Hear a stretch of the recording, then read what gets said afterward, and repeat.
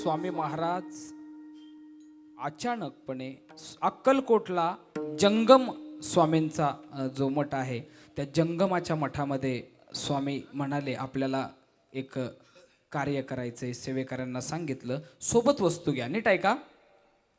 सोबत वस्तू घ्यायला लावल्या 5 किलो तूप. त्याच्यानंतर धान्यामध्ये बघा काय काय यादीमध्ये गहू सांगितले, तांदूळ, फुलं, माळा, हाराच्या माळा, साखर असं सगळं घेतलं. 100 नारळ घेतले. आता सेवेकरांना वाटलं आज काहीतरी महारुद्र लघुरुद्र काहीतरी दिसतोय जंगमाच्या मठावरती. सगळं घेऊन सेवेकरी निघाले. जंगम पण खुश झाले. पुजारी महाराज आलेत आज अभिषेकच दिसतोय एवढं सगळं आणलं. आणि मागून एक माणूस आला. 500 गौऱ्यांचं पोतं त्याला आणायला लावलं होतं. आणि आला तो माणूस. गौऱ्या ओतल्या आणि शिवलिंगावरती महाराजांनी गौऱ्या रचल्या स्वहस्ते. आता महाराज रचायला बसलेत. त्यांना हात कोण धरणार? आणि रचल्या गौऱ्या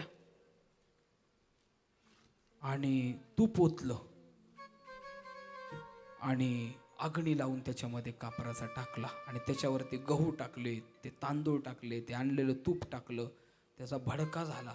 ते जंगमाचे पुजारी बडबड बडबड करत बाहेर आले. अरे अरे काय काय काय काय काय घाबरले. ते बाटवला महादेव बाटा. आता कळतंय परब्रह्म आहे, पण आता ही कृती अशी. ते जंगमचे लोक धावून आले, पण ताकद कोणाची काय महाराजांच्या पुढं. आणि ते करत यायस्तवर पुजाऱ्यांची टोळी जमस्तवर तर महाराज तिथून उठून निघून गेलते.